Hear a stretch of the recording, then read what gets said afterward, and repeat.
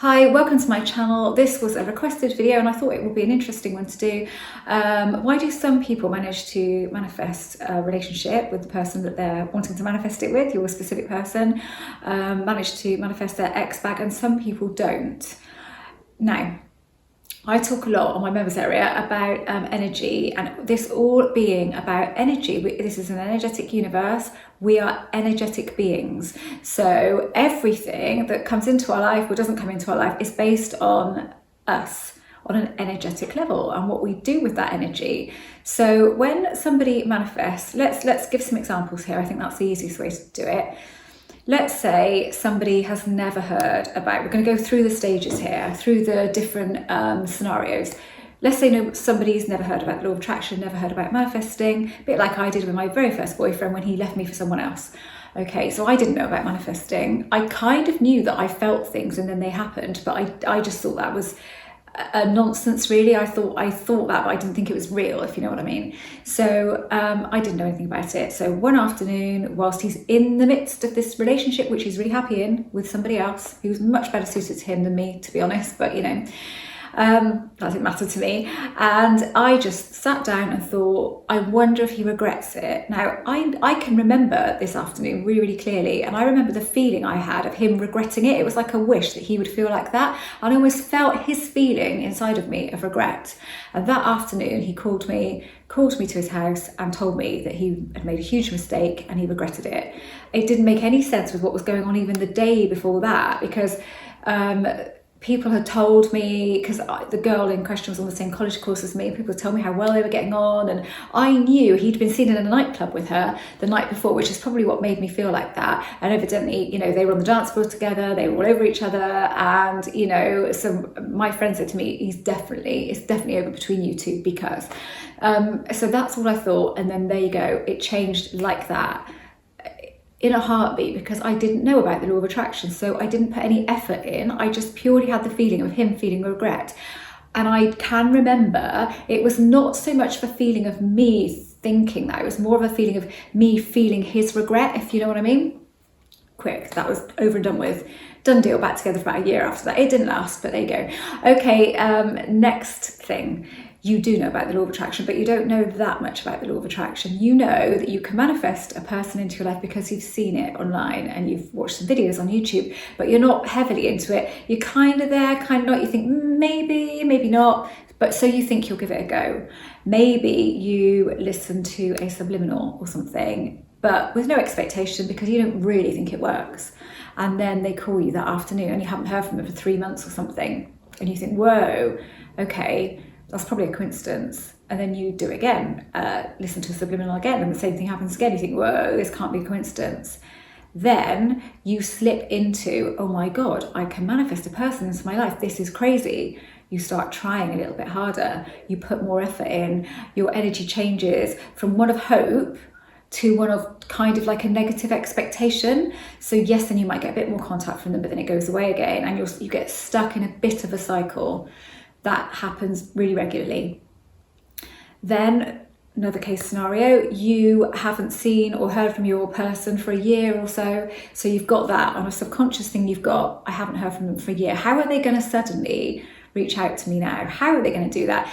Even on an intellectual level, you know that circumstances don't matter, and of course they can. You know that because you understand the law of attraction and you understand manifesting, but on a subconscious level, you've got something in there that's going, but hang on a minute, like what's going to go on with them? How are they going to change their mind? And that is the thing here, and this is what people get hung up on. And even though they're feeling good lots of the time, and you might be manifesting lots of stuff in your life, but not this, because you've kind of put it out of reach slightly, because you are feeling that they have to do something, they have to go, something has to happen in order for them to want to come back to you, and you're kind of putting it away from you, and it isn't the case. I mean, the amount of times that I've done things and people have changed their minds about things that it didn't make any sense. It just made no sense, just didn't make any sense whatsoever. So you have to take that out of the equation. I think it's nothing to do with, I'm not saying everybody's a little puppet for you to control, but what I'm saying is I have learned over time, it's nothing to do with them and what might go on on with them. And as I said in my circumstances don't matter video, not my problem, not your problem, how that's going to happen. Absolutely. And I love that statement. And I've been doing that a lot lately, even when I've thought about different things I'm wanting, like, oh, not your problem, just because I like it. And gives you a real kind of sense of relief. So that tends to be what happens. It's the try hard factor. And even though outwardly you're not doing anything, you're not taking any action, you're not calling them, you're not harassing them, inside you are still in a push energy, even though you're trying not to be, and you're trying to do all of the right things because you think that I can't be in push. But it doesn't matter what you tell yourself. This is the thing. It doesn't matter the words that you say to yourself and what you pretend to be, because what's going on inside of you is what's going on inside of you, and that's what shows to you, regardless of what you try to tell yourself and believe. It's okay if inside you go along with that and you really do feel that and your energy is of that, then that's cool. But if it's not, you're only going to get what you're feeling. You cannot hide from yourself. This is what I'm often saying to people. It's not the universe that's kind of thinking, oh, is she thinking about that? Is she not? Okay, you can have it then. You're not thinking about it, or you're not. It's not. It's us. And it's proven to me, really, over time and time again, it's what's going on inside of you. You cannot hide from yourself. You cannot hide whatever you're trying to mask. You can't do it, because what's actually going on in there is what shows to you. Now, the people that do manifest have not got so much of that going on. They might have a bit of that going on, but they're much more balanced, and they are probably the type of person that is getting on with their life, that has, and you may say, well, I'm getting on with my life. Yeah, I'm sure that you are, but running along in the background is this, they're not here. Why haven't I manifested them yet? That feeling of lack is there. It probably is really, really subtle, and it's probably, when I'm saying this, you probably do know that it's there. You do. We do know ourselves. And even when you're getting on with stuff, it's very, very subtly there. I doubt you're getting times where you're thinking, oh my God, like I did not even have them in my conscious awareness for a couple of hours then. That's what you need, and that's what the people that will be manifesting will be getting. And when I say not in your conscious awareness, I mean totally as if they don't even exist for periods of time. And that's a different thing than trying to get on with your life and feeling pretty good and feeling happy and manifesting other things. You can still be doing that, but still have them in your conscious awareness very, very slightly. And what you're doing when you do that is you're observing reality as it is. That's what's going on here. So if this is quantum, which I really do think it is, then you cannot change the condition of something whilst observing it. And that's what you're actually doing. You're observing what is now. So whilst you keep observing what is now, you keep seeing what is now. And those people that do manifest are not constantly observing what is. So when the person does reach out to them, it comes in that time where they're completely open, because they have it not in their conscious awareness whatsoever. There's a gaping hole for them to come in. If you don't have that, then it is unlikely that you will manifest, because you have this constant observation of the present moment going on. And the present moment is not showing you what you want. So constantly observing that, whether you're thinking about them a lot or not. It's difficult for me to put it into words, because I don't know how that comes across. I know what I mean, because I get it. If I've had that constant awareness of something going on, a bit like when I really wanted to move office, and I didn't know how I would get an office where I was, because, and again, not my problem. And I thought, well, I know circumstances don't matter. Why has something not happened? It's a couple of months down the line.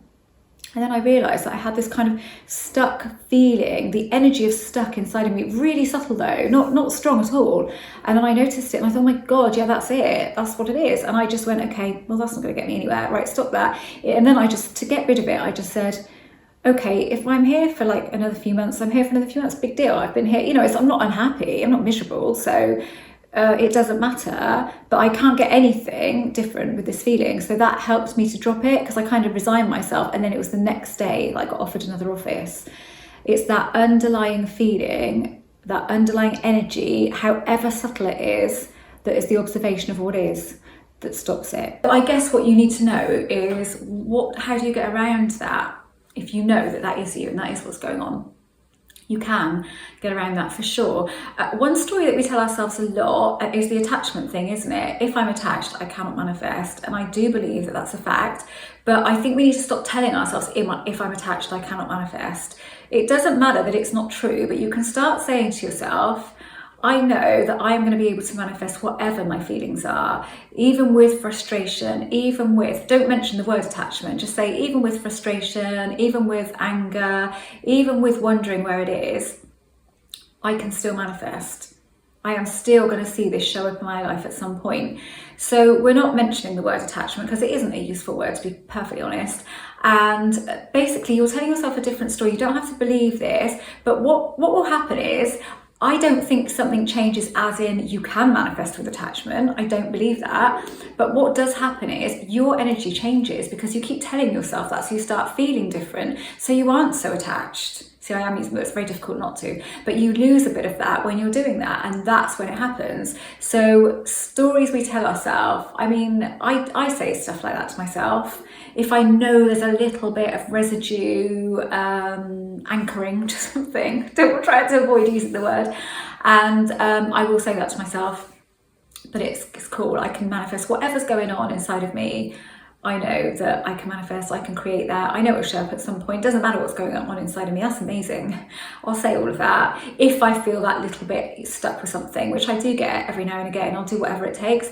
And it just does change you on an energetic level. And when you're changed on an energetic level, things change on the outside. But what you got to avoid doing is doing it in order to manifest this person, because then again, you're putting the focus is on that, getting them, rather than just changing your energy. If you just take it right back, strip it back to changing your energy, you just need to change your energy. That's all you need to do. And if you can do, how are you going to do that? So doing that is a good idea. Or you can dissolve, if anything is bugging you and you know there's a certain feeling that's holding you back, I dissolve this. You're instructing your subconscious. You're saying to your subconscious, dissolve this feeling.